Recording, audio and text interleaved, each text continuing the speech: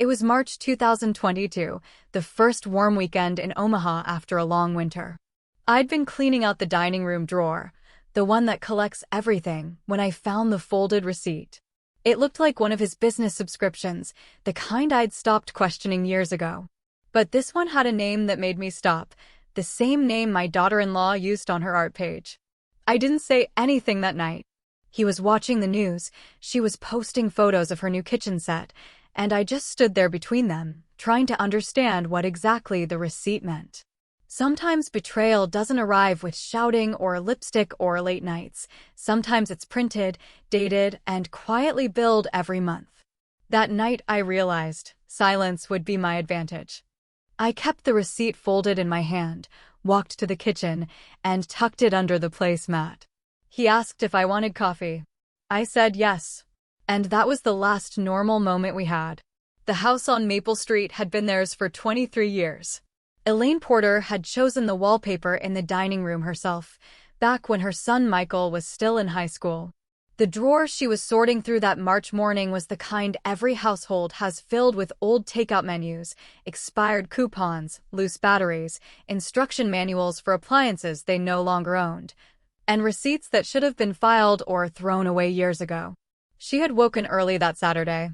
Thomas was still asleep upstairs. The morning light came through the kitchen window in soft bars, illuminating dust particles that hung suspended in the air. The coffee maker hummed. The washing machine in the basement cycled through its spin phase with a distant, rhythmic thump. Elaine was 56 years old. She had worked for 29 years as an administrator at the community college downtown, managing student records and faculty schedules. She was practical by nature, methodical in her habits, and slow to anger. People who knew her described her as steady, reliable, the kind of woman who kept everything filed. That morning, she wore an old cardigan over her weekend clothes. Her hair was pulled back with a clip. She had no particular plans for the day beyond organizing, maybe vacuuming, maybe making something simple for dinner. The drawer was stubborn. It had been overfilled for months, and the wood had swollen slightly from humidity. She pulled it all the way out and set it on the dining table, then began sorting through the contents piece by piece. Old pens. A broken keychain. A manual for a microwave they'd replaced 3 years ago. And then, near the bottom, folded twice into a small square, was a receipt. It was printed on thin thermal paper, the kind that fades over time. But this one was recent, the ink was still sharp. She unfolded it carefully, smoothing the creases against the surface of the table. The charge was $29.99. Recurring monthly. The name of the site was one she'd heard mentioned on the news, in passing, always with a certain tone. She stared at it for a long moment, her hands very still. But it wasn't the site itself that made her pause. It was the username listed on the subscription. The name was lowercase, no spaces, followed by 2 numbers. It matched exactly, character for character, the name her daughter-in-law Rachel used for her online art account. The one Rachel had started the year before, when her hours at the salon had been cut and she'd needed extra income. Elaine sat down slowly. The sound of the washing machine continued in the background. Somewhere outside, a car door closed. A dog barked twice, then stopped. She read the receipt again. The date of the charge. The billing cycle. The account holder. Thomas Michael Porter. Her husband. She folded the receipt again, carefully, along the same creases. Her hands didn't shake. She wasn't angry yet. Anger would come later, in smaller increments, in the quiet hours when she was alone. What she felt in that moment was something closer to confusion. A sense of misalignment, as if a picture frame had been knocked slightly crooked and she was only just noticing. The stairs creaked. Thomas was awake. Elaine stood, slipped the receipt into the pocket of her cardigan, and walked into the kitchen. She poured herself a cup of coffee. Black, no sugar. She stood at the counter and waited. Thomas came down a minute later. He was 58, retired from his job in logistics 2 years prior. He wore his weekend uniform, old jeans, a faded t-shirt from a fishing trip they'd taken in the 90s, white socks with no shoes. His hair was thinning, but still mostly dark. He scratched the back of his neck and yawned. "Morning," he said. "Morning." He poured himself coffee and leaned against the counter, scrolling through his phone. The television in the living room was on, tuned to a news channel. The anchor's voice was muted but steady. "You want breakfast?" Elaine asked. "Not yet. Maybe in a bit." He didn't look up. She watched him for a moment, the way his thumb moved across the screen, the slight tilt of his head, the casual posture of someone with nothing to hide. Or someone very good at hiding. "I'm sorting the drawer," she said. "Which one?" "Dining room." Good luck with that." He smiled, still looking at his phone. Elaine took her coffee and walked back to the table. She moved the sorted piles aside, kept trash, recycling, and carefully placed the folded receipt under the placemat at her usual seat. Then she resumed sorting, her movements slow and deliberate. Thomas joined her 10 minutes later, sitting across from her with his coffee. The television murmured in the next room. He glanced at the piles. "Finding anything interesting?" "Just old junk." "Yeah, we should do this more often." She nodded. They sat in silence for a while. The morning unfolded around them in the ordinary way mornings do, birdsong outside, the hum of the refrigerator, the clink of ceramic mugs on wood. But underneath the surface, something had shifted. By noon, Thomas had left to run errands. He said he needed to pick up motor oil and stop by the hardware store. Elaine watched him pull out of the driveway, then went upstairs to their bedroom. The room was neat. Bed made, closet doors closed, a single book on the nightstand. She crossed to Thomas's side and opened the drawer of his nightstand. Inside, reading glasses, a flashlight, a small notebook he used for fishing notes, a bottle of ibuprofen. She picked up the notebook and flipped through it. Nothing unusual. She replaced it exactly as it had been. Then she went to the dresser. His wallet was there along with his keys and a pile of loose change. She opened the wallet. Cash, credit cards, a photo of Michael from his college graduation, a receipt for gas. She closed the wallet. Next, she checked his phone bill. They shared a plan, and the statements came to their joint email account. She went back downstairs, opened her laptop at the kitchen table, and logged in. The most recent bill was dated March 5th. She scrolled through the itemized charges. Calls, texts, data usage. Nothing unusual. But at the bottom, under third-party subscriptions, there it was, a recurring charge of $29.99, billed to their shared credit card. Description: digital content subscription. Elaine stared at the screen for a long time. Then she took out her phone and opened a browser. She typed in the name of the site. "The page is loaded." A disclaimer appeared. She clicked through. The interface was clean, professional. Profiles were listed by category. She searched for Rachel's username. It was there. The profile picture was subtle, just enough to confirm it was her. Same hair, same background that Elaine recognized from photos Rachel had posted on her personal social media. The living room wall with the geometric print. The houseplant in the corner. Elaine didn't click further. She closed the browser, locked her phone, and set it face down on the table. She sat very still. Outside, the wind picked up. A branch scraped against the window. The house settled with a faint creak. When Thomas came home an hour later, she was making lunch. Sandwiches, simple and quick. He set the bags from the hardware store on the counter and washed his hands. "Thanks," he said when she handed him a plate. "You're welcome." They ate together in the kitchen. The television was still on in the background. He told her about the hardware store, about the new guy working there who didn't know where anything was, about the price of motor oil going up again. She listened and nodded and said very little. That night, after Thomas had gone to bed, Elaine sat alone in the dim light of the kitchen. She took the receipt out from under the placemat and unfolded it again. The ink was still clear. She read every line, every detail, every number. Then she walked to the small desk in the hallway where they kept files and paperwork. She opened the bottom drawer and pulled out a manila folder labeled Utilities. She placed the receipt inside, along with a printed copy of the email statement showing the subscription charge. She dated both documents with a pen, writing the month and year in neat, precise numbers. Then she filed the folder back in the drawer and locked it with a small key she kept on her keychain. The days that followed were ordinary on the surface. Elaine went to work. Thomas stayed home, managing his hobbies, woodworking in the garage, fishing on weekends, watching old westerns in the evenings. They had dinner together most nights. They spoke about small things, the weather, plans for the yard, an upcoming doctor's appointment. But Elaine had begun to notice patterns.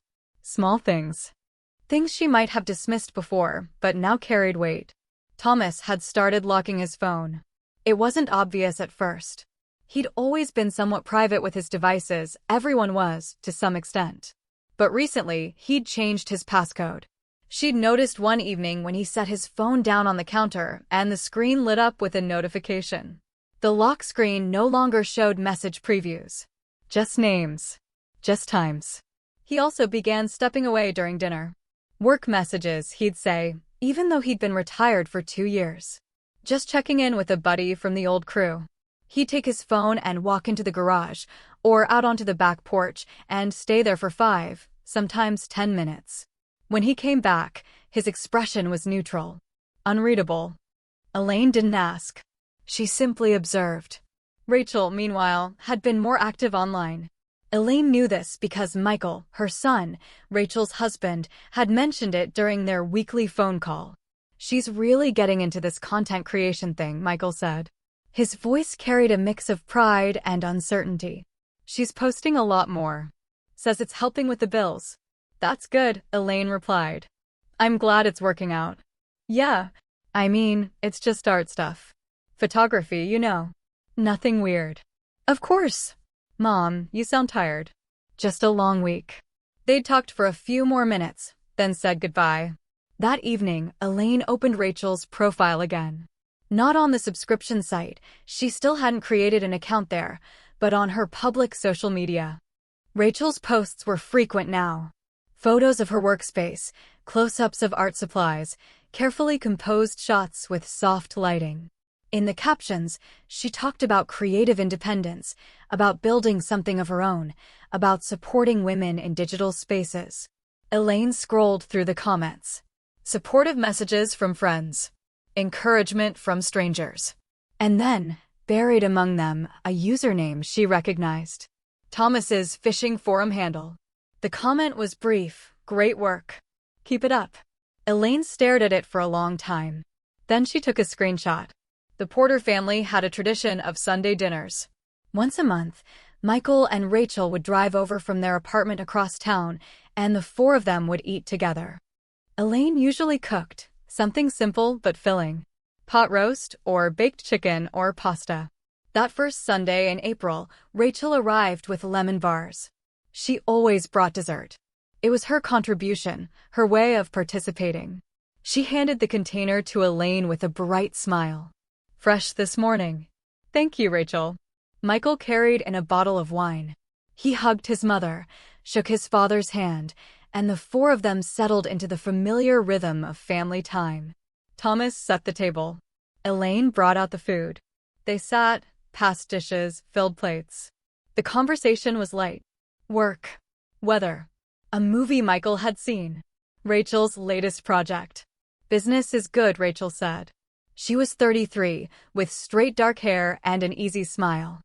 She'd been part of the family for almost 8 years now. Elaine had always liked her. Warm, capable, a little ambitious in a way that seemed healthy. "That's great to hear," Thomas said. He looked at her across the table, his expression warm. "You've really built something." "Thanks. It's been a lot of work." "I'm sure. But you're doing it smart. That's what matters." Elaine listened, but said nothing. She cut her chicken into small, even pieces and chewed slowly. Michael asked his father about the fishing season. Thomas launched into a story about a recent trip to the river, about the one that got away, about his buddy Gary losing his favorite lure. Everyone laughed. But Elaine noticed the way Thomas avoided direct eye contact with Rachel. The way he addressed his comments to the table in general, rather than to her specifically. The way his posture shifted slightly whenever Rachel spoke. Guilt has a posture. After dinner, while Elaine and Rachel cleared the table, Thomas and Michael went out to the garage to look at a broken lawnmower. The kitchen was quiet except for the sound of running water and the clink of dishes. "How are you, Elaine?" Rachel asked. "I'm fine. Busy. Michael says you've been working late." "Just catching up on some things." Rachel dried a plate and set it on the counter. "Well, don't work too hard. You deserve a break." "Thank you, Rachel." They finished cleaning in silence. Rachel hummed softly to herself, a melody Elaine didn't recognize. When the evening ended, Michael and Rachel said their goodbyes and drove home. Thomas locked the front door and turned off the porch light. Elaine wrapped the leftover lemon bars in foil and put them in the refrigerator. "Nice night," Thomas said. "Yes, Rachel's doing well." "She is." He paused, as if waiting for her to say more. When she didn't, he nodded and headed upstairs. Elaine stood alone in the kitchen for a long time, listening to the house settle. By mid-April, Elaine's suspicions had hardened into something more concrete. She no longer wondered if something was happening. She knew. What remained was understanding the full scope of it. She began tracking the charges. Every month, on the same date, the $29.99 subscription appeared on their credit card statement. She printed each one and added it to the folder in the locked drawer. But there were other charges too. Smaller ones. Irregular. $5 here, $10 there. She cross-referenced the dates with Rachel's posting schedule, information that was publicly available on her social media, and found a pattern. Each small charge corresponded with a new post. Tips, Elaine realized. He was sending her tips. She opened a spreadsheet on her laptop and began documenting everything. Date, amount, description. She created a second sheet for timestamps, when Thomas left the room during dinner, how long he was gone, what time of day Rachel posted new content. The data accumulated quietly. One evening, while Thomas was in the garage, Elaine took his laptop from the home office. It was an older model, used mostly for checking email and browsing news sites. She opened the browser history. Most of it was mundane. Sports scores, weather forecasts, articles about fishing gear. But there were other entries too. Visits to the subscription site, multiple times per week. Clustered around the same times, late evening, after Elaine had gone to bed, or early morning, before she woke up. She didn't delete anything. She simply took screenshots and saved them to a flash drive she kept hidden in her desk at work. Elaine had always been good at compartmentalizing. It was a skill she developed over decades of managing administrative work, keeping track of hundreds of students, dozens of faculty schedules, overlapping deadlines, and competing priorities. She could hold multiple streams of information in her mind without letting them bleed into one another. Now, she applied that same discipline to her home life. In public, she was the same Elaine she'd always been. Steady, reliable, pleasant. At work, she managed her tasks with the same quiet efficiency.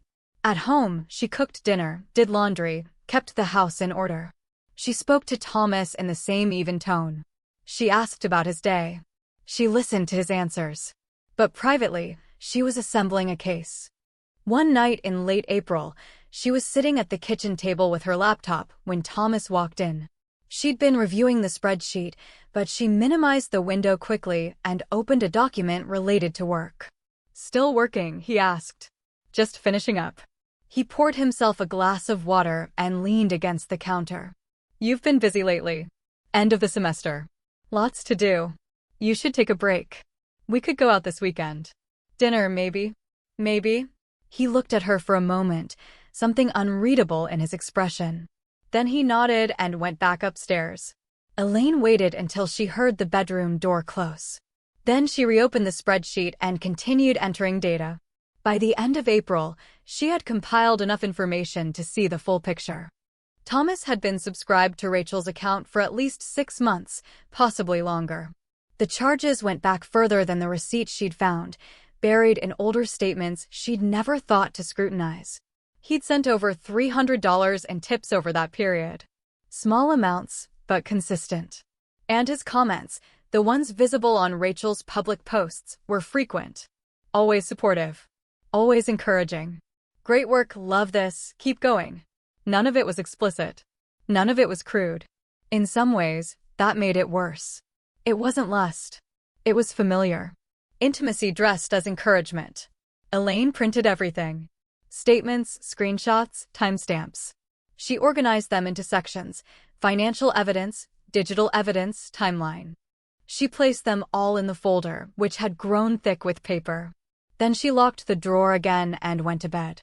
Thomas was already asleep, his breathing slow and even.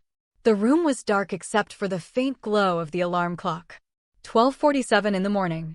Elaine lay on her back and stared at the ceiling. She didn't feel angry. Not yet. What she felt was a kind of cold clarity. A sense that the ground beneath her had shifted, but she'd managed to keep her footing. Outside, the wind moved through the trees. A car passed on the street. The house was silent. She closed her eyes and began to plan. Elaine made her first move on a Tuesday afternoon. She left work early, citing a dentist appointment that didn't exist, and drove downtown to the office of Linda Graves. Linda was 59, a family lawyer with a small practice on the third floor of a brick building near the courthouse. Elaine had met her years ago at a community event, some fundraiser for the library, or maybe the Historical Society. They'd stayed in touch loosely, exchanging holiday cards, occasionally running into each other at the grocery store. The office was modest. A waiting area with outdated magazines, a receptionist who greeted her with a polite smile. Linda appeared a few minutes later, extending her hand. "Elaine, good to see you." "You too." They went into Linda's office and sat down. The desk was cluttered with files, but everything seemed organized in its own way. Linda folded her hands and waited. Elaine had rehearsed this conversation in her mind a dozen times. She kept her voice calm. "I need advice." "About estate planning." Linda nodded. "Of course. What are you thinking?" "I want to make sure things are structured correctly. In case something happens. To me or to my husband." "That's smart. It's good to have everything in order." They talked for 20 minutes. Wills. Trusts. Beneficiaries. Linda took notes, asked questions, and explained different options. Near the end of the conversation, Elaine asked, almost casually, "What if I wanted to separate some assets?" "For protection." Linda looked up. "Protection from what?" "Just hypothetically. If a marriage were to dissolve, what steps would someone take to secure their financial position?" Linda studied her for a moment. Her expression didn't change, but something shifted in her eyes. "Understanding." "Hypothetically," Linda said slowly, "that person would want to document everything. Bank statements, property deeds, records of joint and individual assets. They'd want to establish independent accounts if they didn't already have them. And they'd want to consult with a lawyer before making any major decisions." "That makes sense." "Elaine, is everything all right?" "I'm just being thorough." Linda nodded. She reached into her desk and pulled out a business card, writing something on the back. She slid it across the desk. "A colleague of mine. Family law specialist. If you ever need to talk about anything other than estate planning." Elaine took the card and slipped it into her purse. "Thank you." "Get everything in writing," Linda said quietly. "I will." They stood. Linda walked her to the door, and they shook hands again. On the drive home, Elaine felt a strange sense of calm. The first piece had been moved. The board was taking shape. That weekend, Elaine opened a new bank account. It was a Saturday morning. She drove to a branch across town, one she and Thomas didn't normally use. She brought her identification, her social security card, and a check from their joint account. The process was simple. The banker, a young woman in her 20s, walked her through the paperwork. Elaine opened a checking account and a savings account, both in her name only. She transferred $5,000 from their joint account as an initial deposit. The amount was large enough to establish the account, but small enough not to raise immediate questions. Thomas rarely checked their bank statements in detail. He trusted her to manage their finances, as she always had. By Monday, the accounts were active. Elaine set up online access and checked the balances on her phone. Everything was in order. She began transferring money in small increments. $200 here, $500 there. Never more than $1,000 at a time. The withdrawals were spread out over weeks, disguised among ordinary expenses. Groceries, utilities, medical copays. By the end of May, she had moved nearly $15,000 into her personal accounts. Thomas never noticed. At the same time, Elaine began making copies of important documents. The deed to the house, their mortgage statements, tax returns from the past 7 years, insurance policies, titles to both cars. She kept the originals in their usual places, but scanned each one and saved the files to her flash drive. She also printed hard copies and added them to the folder, which now required a second folder to contain everything. One evening, while Thomas was out with his fishing buddies, Elaine sat at the dining room table and reviewed everything she'd gathered. The folders were laid out in front of her, organized by category: financial, property, digital, timeline. It was comprehensive, thorough, methodical. She closed the folders and locked them away. Elaine had not confronted Thomas. She had not asked him about the subscription, the tips, the comments. She had not let on, in any way, that she knew. This was deliberate. Confrontation, she understood, would only give him time to prepare.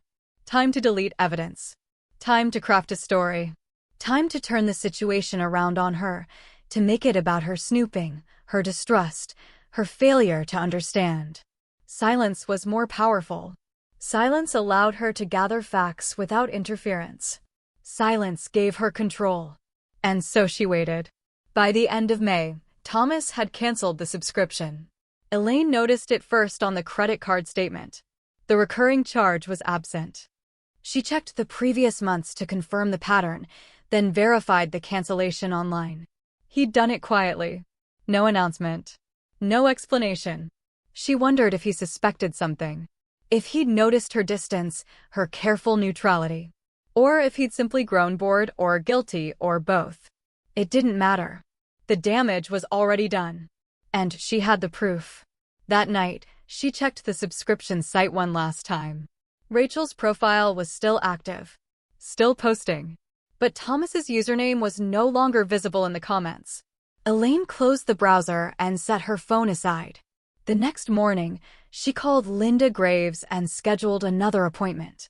Summer arrived quietly. The days grew longer, the air warmer. Elaine planted flowers in the front yard, marigolds and petunias, bright and orderly. Thomas mowed the lawn every Sunday. The neighborhood settled into its seasonal rhythm. On the surface, everything looked normal. But beneath that surface, Elaine was preparing. She met with Linda again in early June. This time, the conversation was direct. "I want a divorce," Elaine said. Linda nodded slowly. "All right. Can I ask why?" "He's been paying for access to my daughter-in-law's online content. For months. Maybe longer." Linda's expression didn't change, but she set down her pen. "Do you have proof?" "Yes." "Can I see it?" Elaine opened her bag and pulled out one of the folders. She handed it across the desk. Linda opened it and began reading. She took her time, flipping through pages, pausing on certain documents, making notes. When she finished, she looked up. "This is very thorough. I wanted to be sure. Does he know you have this?" "No." "Have you confronted him?" "Not yet." "What do you want the outcome to be?" Elaine had thought about this question for weeks. She'd considered her options carefully. She'd weighed anger against pragmatism, emotion against strategy. "I want a clean separation," she said. "No drama. No public scandal. I don't want my son to know the details. But I want everything documented. And I want financial independence." Linda nodded. "That's reasonable. What about the house?" "I'm not sure yet. We'll need to figure that out. But in the meantime, we can start drafting the paperwork. It'll take time. Months, probably. But we can do it quietly." "Good." "Elaine, I have to ask. Are you certain about this? Once we start the process, it's hard to reverse." "I'm certain."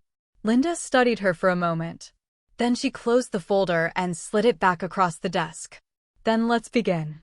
Over the next 2 months, Elaine and Linda worked together to prepare for the divorce. The process was slow and methodical. Paperwork had to be filed, assets had to be evaluated, strategies had to be discussed. Elaine continued to live with Thomas as if nothing had changed. They ate dinner together. They watched television. They slept in the same bed. To any outside observer, they were the same couple they'd always been. But the distance between them had become a chasm. Thomas, for his part, seemed unaware.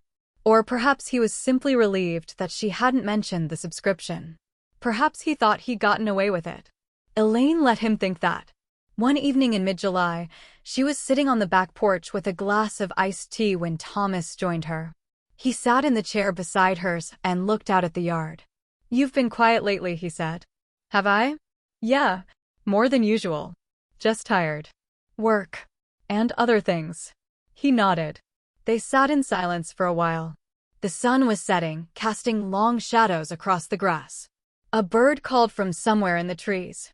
"Elaine," Thomas said eventually. "Are we okay?" She looked at him. His face was lined, weathered by age and sun. She'd known that face for over 30 years. She'd loved that face once. "We're fine," she said. He didn't look convinced, but he didn't press further. After a few more minutes, he stood and went back inside. Elaine stayed on the porch until the stars came out. In mid-August, Elaine made a decision about the house. She and Linda had been discussing options for weeks. Selling it outright would be the cleanest solution, but it would also raise questions. Thomas would want to know why. He might resist. He might demand explanations she wasn't ready to give. Linda suggested an alternative, transferring Elaine's share of the house to Thomas through a legal instrument. A trust or a quitclaim deed. Elaine could sell her half for a nominal amount, $1, for instance, and relinquish her ownership. "It's symbolic," Linda explained. "But it also protects you. If he wants to keep the house, he'll have to refinance the mortgage in his name alone. That removes your liability. And if he can't afford it, then he'll have to sell. Either way, you're free." Elaine considered this. The house had been theirs for so long. It held memories, Michael's childhood, holidays, ordinary mornings. But it also held the weight of what had happened. The receipt. The lies. The quiet betrayal. "Let's do it," she said. By the end of August, the paperwork was ready. Elaine signed her name in careful, deliberate strokes. The house was no longer hers. At the same time, Elaine began preparing for the final step. The moment when everything would come to light. The moment when Thomas would realize that she knew. She'd thought about this moment often. How it would happen. What she would say. Whether she would be angry or calm or both. In the end, she decided on silence. Not literal silence, she would speak, of course. But the kind of silence that comes from restraint. From saying only what needed to be said and nothing more. No accusations. No tears. No dramatic confrontations. Just facts. Just evidence. Just the quiet certainty that he'd been caught. She chose a date. October 14th. A Saturday. 2 days after their anniversary. The morning of October 14th was cool and clear. Autumn had arrived in full, painting the trees in shades of orange and red. Elaine woke early, made coffee, and sat at the kitchen table with her laptop. She opened her personal bank account and reviewed the balance. $32,000. Her share of their joint savings, plus what she'd been able to set aside over the summer. It wasn't a fortune, but it was enough. She logged into their joint account and initiated a transfer. $32,000 moved from joint to personal. The transaction took less than a minute. Next, she drafted an email to Linda Graves, confirming that the financial separation was complete. Linda would handle the rest, filing the divorce papers, notifying Thomas through legal channels, ensuring everything was documented. Elaine sent the email. Then she closed her laptop and sat very still. Thomas was still asleep upstairs. It was just past 7 in the morning. The house was quiet. She thought about waking him. About sitting him down and explaining everything. About watching his face as he realized what she'd done. But that felt too personal. Too raw. Instead, she stood, walked to the hallway, and pulled out the folders from the locked drawer. She carried them to the dining room table and spread them out, organized by category. Financial evidence on the left. Digital evidence in the center. Timeline on the right. Then she wrote a note on a piece of plain paper. These are the reasons. Linda Graves will be in touch. She placed the note on top of the folders and left them there, in plain sight. Elaine showered, dressed, and packed a small bag. Clothes for a few days. Toiletries. Her laptop. The flash drive. Her important documents. She carried the bag to her car and placed it in the trunk. Then she went back inside. Thomas was awake now, moving around upstairs. She could hear the shower running. She stood in the kitchen and poured herself another cup of coffee. She drank it slowly, savoring the heat, the bitterness. When Thomas came downstairs, she was washing the cup in the sink. "Morning," he said. "Morning." He walked into the dining room. She heard him stop.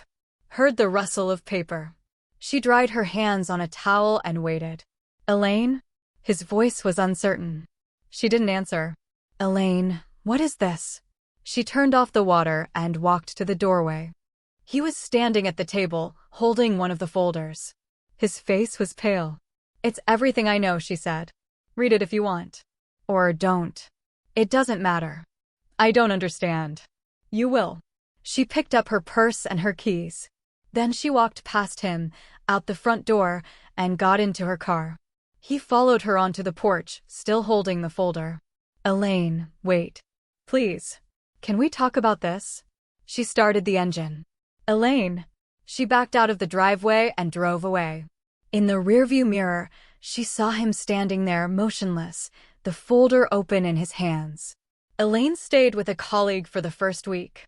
A woman she'd worked with for years, someone who asked no questions and offered quiet support. She slept in a guest room, ate simple meals, and tried to process what had just happened. Linda called her on Monday. "He's retained a lawyer. They received the papers. And? He wants to talk to you. He's asking for mediation." "No. Elaine, you might want to consider it. It could speed things up." "I don't want to see him." Linda paused. "All right. Then we'll do it through the lawyers. But it'll take longer." "That's fine." Over the next few weeks, Elaine began to establish her new life. She found a small apartment on the east side of town, a one-bedroom with decent light and a quiet hallway. She signed the lease and moved in with the few belongings she'd brought. The apartment was sparsely furnished. A bed, a table, 2 chairs. A few dishes. It felt temporary, but also peaceful. No photographs. No memories. Just space. She returned to work the following Monday. Her colleagues noticed the change. She'd moved, she said. She and Thomas were separating. No one pressed for details. Her son Michael called that same week. His voice was tight with confusion. "Mom, Dad said you left. What's going on?" "We're getting divorced, Michael." "Why? What happened?" "It's complicated." "That's not an answer." "I know. But it's the only one I can give you right now." There was a long silence. "Did he cheat?" Elaine closed her eyes. "In a way." "What does that mean?" "It means trust was broken. And I can't fix it." Michael sighed. "Does this have to do with Rachel?" Her chest tightened. "Why would you ask that?" "I don't know. She's been weird lately. Quiet. She shut down her online thing. Won't tell me why." "You should ask her." "I did. She won't talk about it." Elaine didn't respond. "Mom, please. Just tell me what happened." "I can't, Michael. Not yet. Maybe not ever. This is between your father and me." Another silence. Then, "Okay. But I'm here if you need anything." "I know. Thank you." They hung up. Elaine sat on the edge of her bed and stared at the wall. Rachel deleted her online account on October 16th, 2 days after Elaine's departure.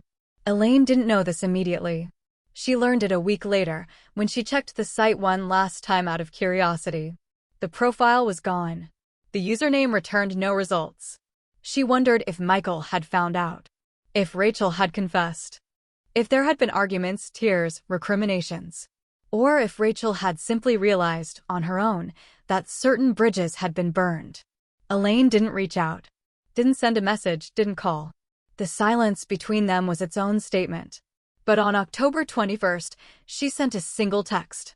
Not to Rachel directly, she no longer had Rachel's number saved, but to her through Michael's phone. A brief message, carefully worded. I hope you use your gift well. It costs you more than you know. She deleted the message thread immediately after sending it. She never received a response. Thomas tried to apologize. He sent letters, emails, voicemails. Each one was different, but they all said the same thing. He was sorry. He'd made a mistake. He didn't know why he'd done it. Could they please talk? Could they try to fix this? Elaine didn't respond. She instructed Linda to handle all communication through legal channels. Thomas's lawyer proposed a settlement. Elaine reviewed the terms with Linda. Everything was fair, equitable. The house would remain in Thomas's name, but he'd have to refinance. Retirement accounts would be split. Personal property divided. Elaine signed the agreement without hesitation. By late November, the divorce was nearly finalized. All that remained were the signatures and the waiting period mandated by the state. Elaine spent Thanksgiving alone. She cooked a small meal, roasted chicken, mashed potatoes, green beans. She ate at her kitchen table and listened to the sounds of the building around her. Footsteps in the hallway. Muffled voices through the walls. The hum of the refrigerator. It wasn't sad, exactly. It was quiet. Peaceful. For the first time in months, she felt like she could breathe. The divorce was finalized on December 9th. Elaine received a copy of the decree in the mail, along with a letter from Linda. Congratulations. It's done. You're free. Elaine read the letter twice, then folded it and placed it in a drawer. That evening, she sat at her kitchen table and looked around the apartment. It was still sparse, still temporary. But it was hers. She thought about calling Michael, about trying to explain, now that it was over. But she decided against it. Some truths were better left unspoken. Some wounds healed better in silence. Instead, she made herself a cup of tea and opened her laptop. She'd been thinking about going back to school. Maybe taking a course. Maybe starting something new. She browsed through options for an hour, making notes, bookmarking pages. By the time she closed the laptop, it was late. The building was quiet. The street outside was empty. She stood, turned off the lights, and went to bed. January brought snow. Elaine woke on the first Saturday of the new year to find the world outside her window covered in white. The branches of the trees bent under the weight. The street was hushed. She made coffee and stood at the window, watching the flakes fall. Her phone buzzed. A text from Michael. Happy New Year, Mom. Hope you're doing okay. She typed back. Happy New Year. I'm good. How are you? We're okay. Rachel and I are figuring things out.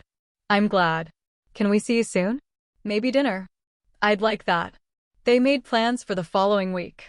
Elaine set down her phone and returned to the window. The snow continued to fall. The city was quiet. The year was new.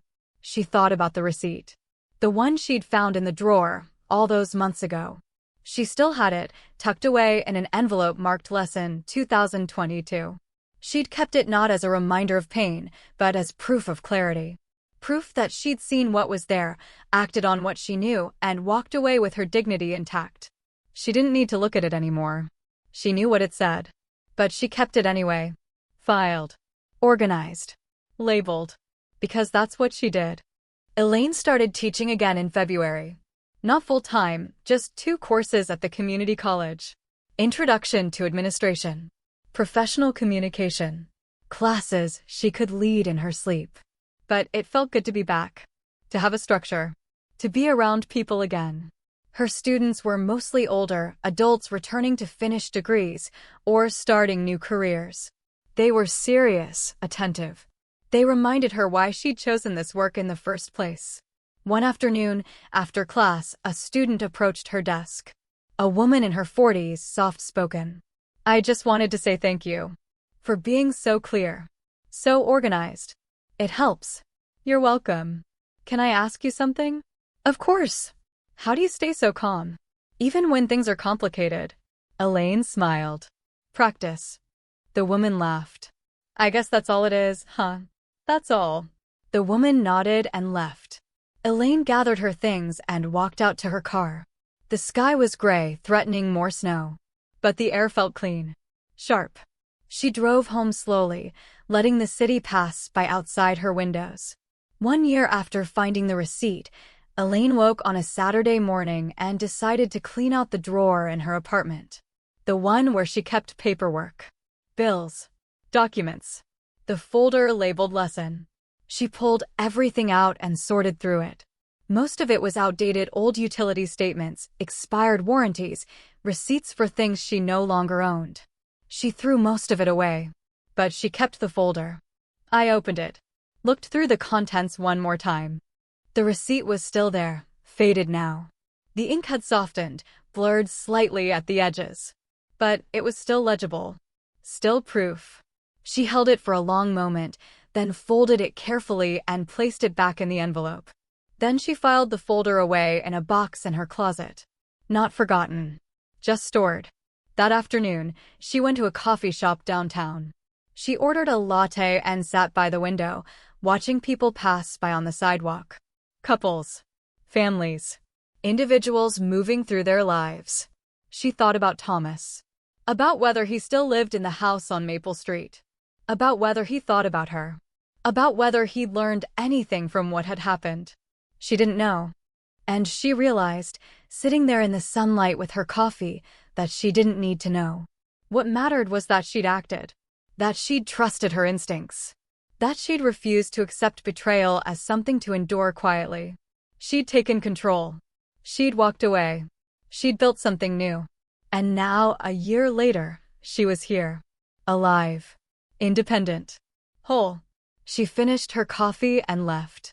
That night, Elaine had dinner with Michael and Rachel. They met at a small Italian restaurant near the college. Michael was already seated when Elaine arrived. Rachel came in a few minutes later, looking nervous. They ordered. Made small talk. Discussed the weather, work, plans for the spring. Rachel was quieter than usual. She picked at her food, glanced at Elaine occasionally, then looked away. Halfway through the meal, she set down her fork.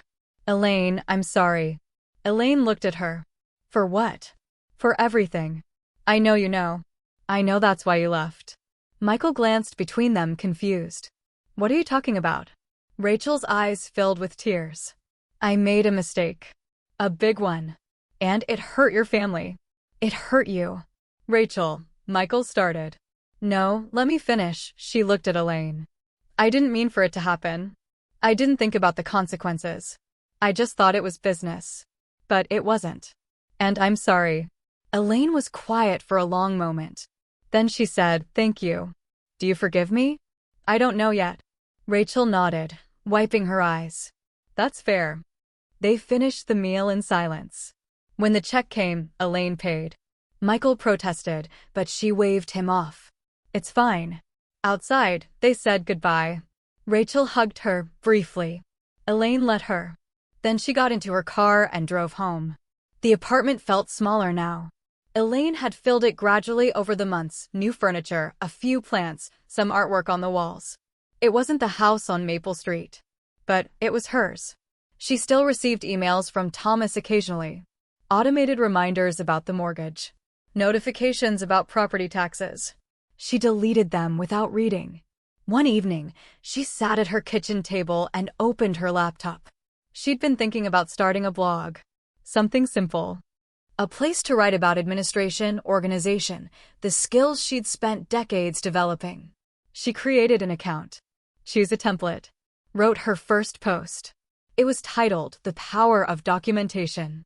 She wrote about the importance of keeping records. Of trusting what you see. Of acting on what you know.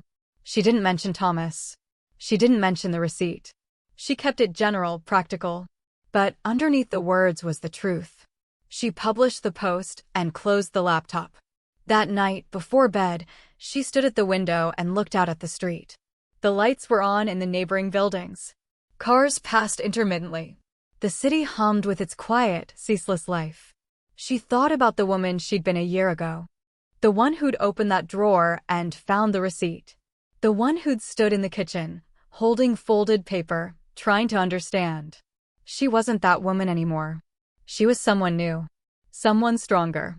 Someone who knew the value of silence, the power of patience, the necessity of walking away. She turned off the light and went to bed. Spring arrived slowly. The snow melted.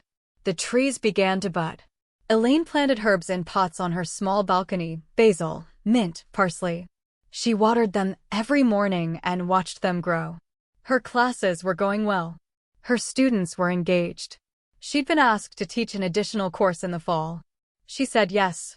One afternoon, she ran into Linda Graves at the grocery store. They stopped in the produce section and chatted for a few minutes. "How are you?" Linda asked. "Good. Really good. I'm glad. You look well." "Thank you. For everything." Linda smiled. "You did the hard part. I just handled the paperwork." They parted ways. Elaine continued shopping, filling her cart with simple things. Vegetables, bread, coffee, the ordinary components of life. At the checkout, she noticed a magazine display. One of the covers featured a headline about financial independence for women over 50. She picked it up, flipped through it, then added it to her cart. That evening, Elaine made herself dinner. A simple stir-fry with vegetables and rice. She ate at her kitchen table, reading the magazine. The articles were practical. Budgeting, investing, planning for retirement. She took notes in the margins, underlining useful information. When she finished eating, she washed the dishes and made tea. Then she sat on her small couch and opened her laptop. She had an email from Michael. Just checking in. Asking if she wanted to come over for brunch on Sunday. She replied, "I'd love to." Another email, this one from an old colleague. An invitation to a retirement party. She marked it on her calendar. A third email, from her bank. A statement notification. She opened it and reviewed the numbers. Everything was in order. Her savings were growing steadily. She'd been contributing regularly, living below her means, planning for the future. She closed the laptop and sat in the quiet. The apartment was small. The furniture was secondhand. The view from the window was unremarkable. But it was hers. Every piece of it. Earned. Chosen. Controlled. She thought about Thomas briefly. I wondered if he was still in the house. If he'd managed to refinance. If he'd found peace. She hoped he had. Not for his sake, necessarily. But because peace was what mattered. And she'd found hers. Elaine began volunteering at the library in May. Every Saturday morning, she helped with the community literacy program. Teaching adults to read. Offering support. Providing structure. It was simple work. Meaningful work. She met people from all walks of life. People who'd never had the chance to learn. People who were starting over. People who were building something new. She understood them. One woman, in her 60s, told Elaine she'd left her husband after 40 years. She'd taken nothing but her clothes and her dignity. She was learning to read so she could pass the driver's test. So she could be independent. It's never too late, the woman said. Elaine smiled. No, it's not. June brought warmth. Long days. Clear skies. Elaine took walks in the evenings, exploring her neighborhood. She found a small park a few blocks away, with benches and a pond. She started going there after work, sitting and watching the ducks. It was peaceful. One evening, a man about her age sat down on the bench beside her. They exchanged polite nods. After a few minutes, he spoke. Nice evening. Yes. Do you come here often? Lately. He nodded. They sat in silence for a while, watching the water. Eventually, he stood. Have a good night. You too. He walked away. Elaine stayed until the sun set. That night, lying in bed, she thought about the man. About the possibility of connection. Of starting something new. Not yet, she decided. But maybe someday. For now, she was content with her own company. Elaine turned 57 in July. She spent the day quietly. No party. No celebration. Just a nice dinner she cooked for herself and a glass of wine. Michael called in the evening. They talked for an hour. He told her about his work. About Rachel, who was doing better. Who'd started a new job at a different salon. She's different now, Michael said. More careful. More aware. That's good. She still feels bad. About everything. I know. Do you think you'll ever forgive her? Elaine considered this. Maybe. In time. And Dad? That's harder. Michael was quiet. I understand. They talked a bit longer, then said goodbye. After hanging up, Elaine sat on her balcony and watched the stars. The air was warm. The city was quiet. She thought about forgiveness. About whether it was something she owed anyone. About whether it mattered. She didn't have an answer. Not yet. But she had time. And that, she realized, was enough. August was busy. Elaine prepared for the fall semester. Revised her syllabi. Ordered textbooks. Set up her classroom. She also started writing more. Her blog had gained a small following. People commented, shared her posts, and thanked her for the advice. She wrote about organization. About documentation. About trusting your instincts. About knowing when to stay and when to walk away. She never mentioned Thomas by name. Never told the full story. But the themes were there, woven into every post. People responded. They shared their own stories. Their own betrayals. Their own moments of clarity. Elaine read every comment. Replied when she could. Offering support. It felt good. Useful. The fall semester began. Elaine's classes were full. She was busier than she'd been in years. But it was good. Productive busy. She'd also started attending a book club at the library. Once a month. They read contemporary fiction mostly. Discussed themes. Debated interpretations. Elaine enjoyed it. The structure. The conversation. The chance to engage with ideas outside her usual work. One evening, after a book club, the woman who'd been learning to read approached her. I passed, she said, beaming. The driver's test. I passed. Elaine smiled. That's wonderful. I couldn't have done it without you. You did it yourself. The woman hugged her. Thank you. Elaine held her for a moment, then let go. Walking home that night, Elaine felt something shift. A lightness. A sense of completion. She'd spent the past year and a half rebuilding. Establishing. Moving forward. And now, finally, she felt like she'd arrived. Not at a destination exactly, but at a place of balance. Of peace. She unlocked her apartment, turned on the lights, and made herself tea. Then she sat at her kitchen table and opened her laptop. She had an idea for a new blog post. She began typing. October marked 2 years since she'd found the receipt. Elaine didn't think about it much anymore. The memory had softened. Lost its sharp edges. But on the 14th, the anniversary of her departure, she took out the folder. I opened it. Read through the contents one more time. The receipt. The statements. The screenshots. All of it is still there. Still proof. She didn't feel angry. I didn't feel sad. She just felt done. She closed the folder and put it back in the box in her closet. Then she went about her day. That night, she had dinner with Michael and Rachel again. This time, at her apartment. She cooked. They brought wine. The evening was easy. Comfortable. They talked about ordinary things. Work. The weather. Plans for the holidays. At one point, Rachel looked around the apartment and smiled. It's nice here. Cozy. Thank you. Are you happy? Elaine considered the question. Yes, I am. Rachel nodded. I'm glad. They stayed for a few more hours, then said goodbye. Elaine walked them to the door and watched as they headed down the hallway, hand in hand. She closed the door and stood in her quiet apartment. Yes, she thought. I am happy. November brought the first snow. Just dusting. Enough to cover the ground, but not enough to disrupt anything.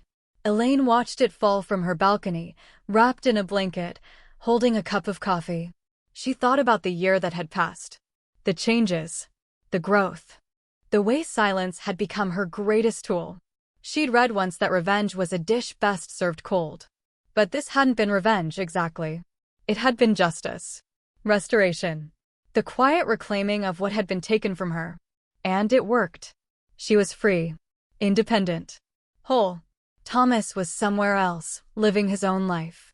Rachel had moved on. Michael had forgiven, or at least accepted. And Elaine had her small apartment, her teaching job, her blog, her routine. It wasn't glamorous, but it was hers. That afternoon, she received an email from Thomas. The first direct message in over a year. "I saw your blog. I'm proud of you. I hope you're well." She read it twice. Then she closed the email without responding. Some silences were permanent. December was cold. Elaine spent the holidays alone by choice. She cooked a small meal, watched old movies, read.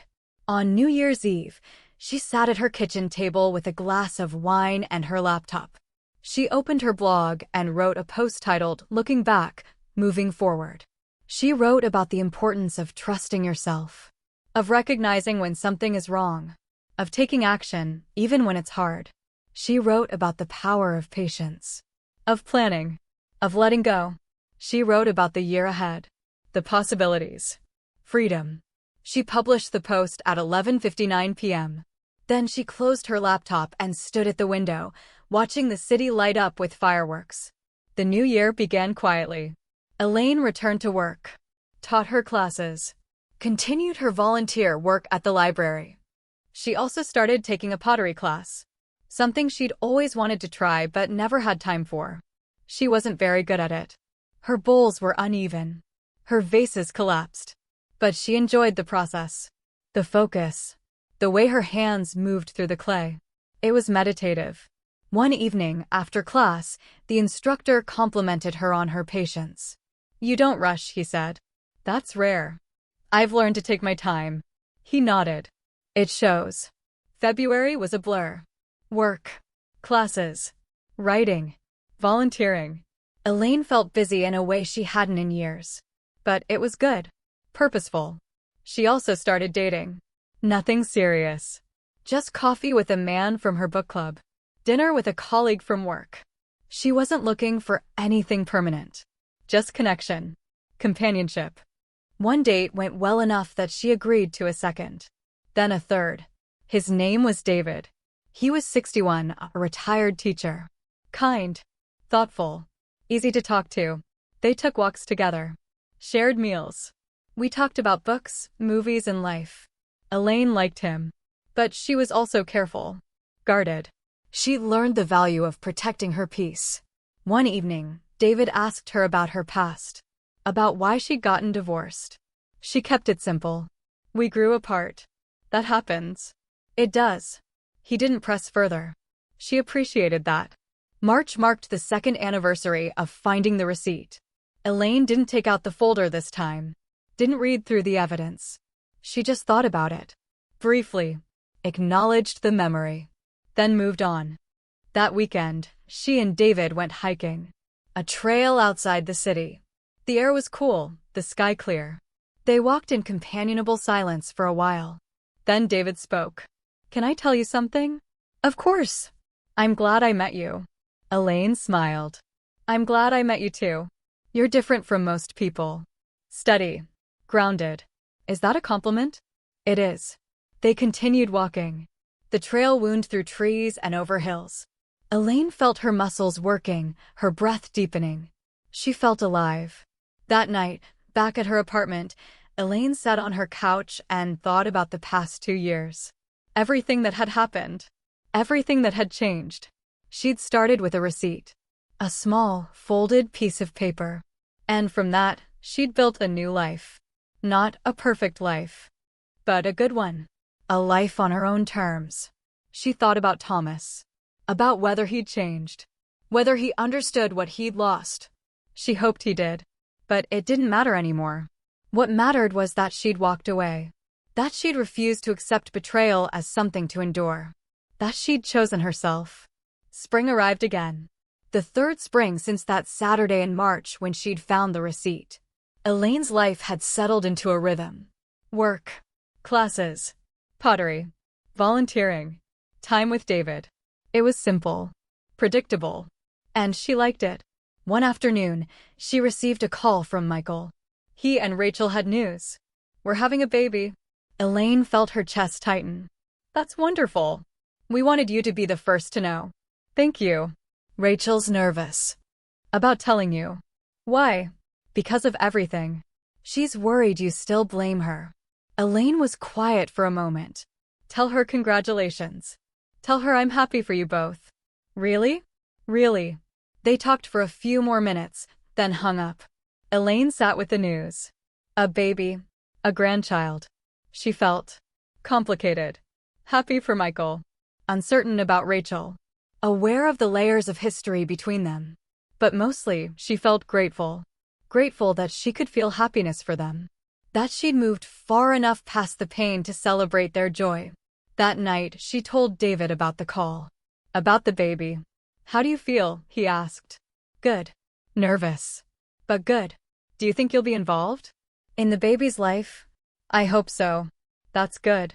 They sat together on her couch, his arm around her shoulders. The apartment was quiet. The city hummed outside. Elaine closed her eyes and let herself relax. This, she thought, is peace. May brought warmth and growth. Elaine's herbs on the balcony flourished.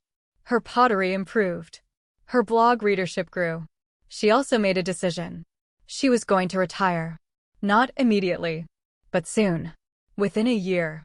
She'd been working for 32 years. She'd saved diligently. She had enough. And she wanted time. Time to write more. To travel. To explore. Time for herself. She told David first. He was supportive. You've earned it. I have. She told her supervisor next. They discussed timelines. Transition plans. Finding a replacement. It would take months. But that was fine. Elaine had learned the value of patience. June was busy with planning. Elaine sorted through decades of files at work. Organized her materials. Prepared to hand everything off to her successor. It was bittersweet. She'd spent so much of her life in that office. Behind that desk. Managing those records. But she was ready to move on. One afternoon, a colleague stopped by her office. An older woman, close to Elaine's age. I heard you're retiring. I am. Good for you. What will you do? I'm not sure yet. Right, maybe? Travel. The woman nodded. You seem different. Lighter. I feel lighter. Divorce will do that. Elaine smiled. It can. They chatted for a few more minutes, then the woman left. Elaine returned to her sorting. July was hot. Elaine spent her birthday at a lake with David. They rented a small cabin for the weekend. Swam. Read. Cooked simple meals. It was peaceful. On her actual birthday, David gave her a gift. A journal. Leather-bound, with blank pages. For your writing. Thank you. That night, she sat on the porch of the cabin and opened the journal. She wrote a single sentence on the first page. Today, I am 58. And I am free. Later, lying in bed, she thought about the woman she'd been 2 years ago. The one who'd found the receipt and felt her world tilt. That woman had been scared. Confused. Uncertain. This woman, the one she was now, was none of those things. She'd learned. Grown. Changed. And she was grateful for all of it. Even the pain. Because the pain had taught her strength. August was a month of transitions. Elaine's replacement started at the college. A younger woman, eager and capable. Elaine spent 2 weeks training her, sharing everything she'd learned over 3 decades. You'll do great, Elaine said on the last day. I hope so. You've set a high standard. Just be yourself. That's enough. They shook hands. Elaine packed up her office. Took down the photos. Filed the last documents. Then she walked out. No ceremony. No fanfare. Just a quiet exit. The way she preferred. That evening, David came over. They cooked dinner together. Pasta, salad, wine. How does it feel? He asked. Strange. Good. A little scary. You'll figure it out. I know. They ate on her balcony, watching the sunset. The air was warm. The city was alive with evening sounds. Elaine felt open. Ready. For whatever came next. September brought new routines. Elaine no longer went to work. Instead, she wrote. Every morning, she sat at her kitchen table with coffee and her laptop and wrote. Blog posts. Essays. A memoir, maybe. She wasn't sure where it would go. But she was enjoying the process. She also traveled. Small trips. A weekend in Chicago. A week in Colorado. Nothing extravagant. Just exploring. David joined her sometimes. Other times, she went alone. She liked both. One afternoon, she received an email from a publisher. They'd seen her blog. They were interested in a book. Elaine read the email 3 times. Then she responded, "I'd love to discuss this further." That night, she called Michael. Told him about the offer. "Mom, that's amazing. I don't know if anything will come of it. Still, it's exciting." It is. They talked about the baby. About Rachel's pregnancy. About plans for when the baby arrived. "We want you involved," Michael said. "As much as you're willing." "I am.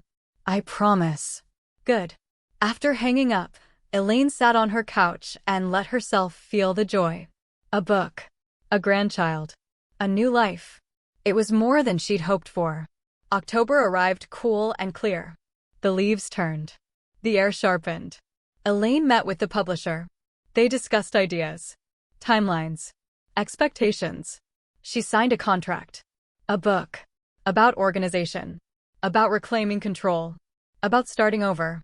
She'd call it Filed Under Freedom. She liked that. That night, she took out the folder one last time. The one labeled Lesson 2022. She opened it. Read through the contents. The receipt. The statements.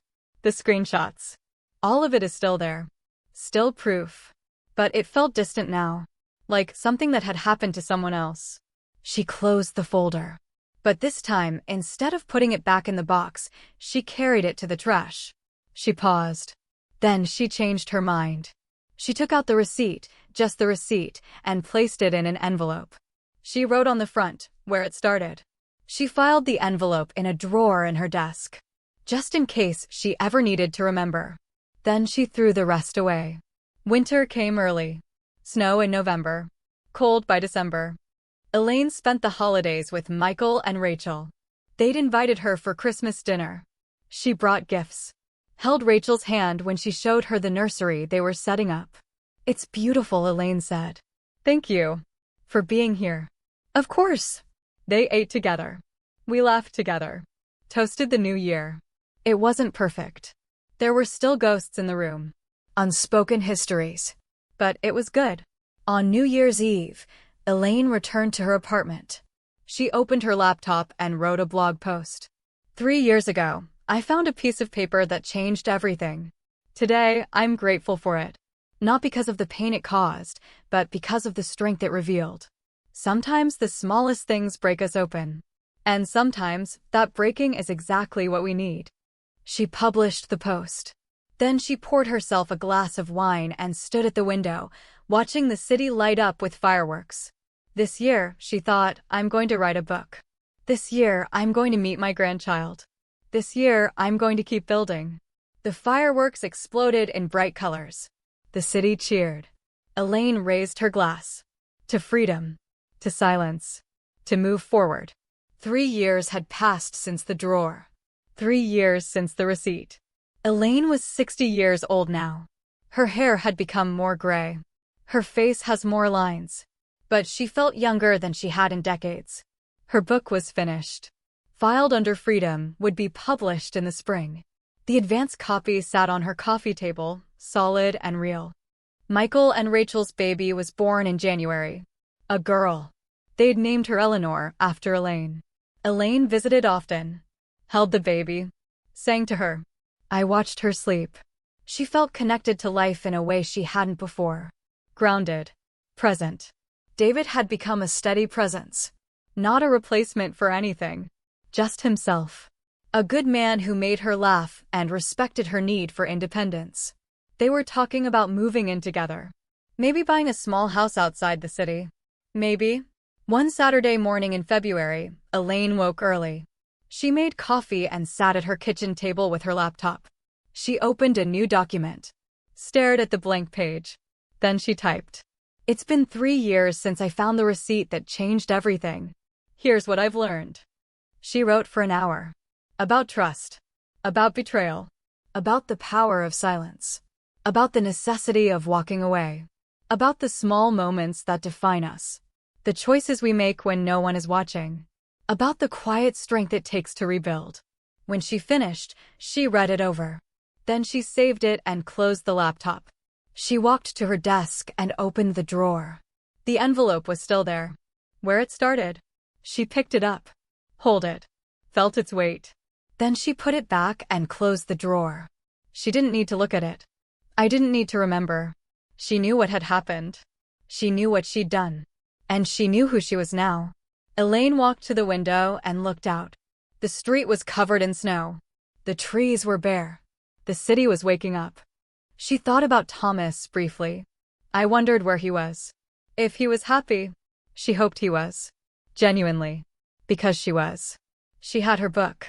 Her family. Her life. She had her peace. The coffee was still warm.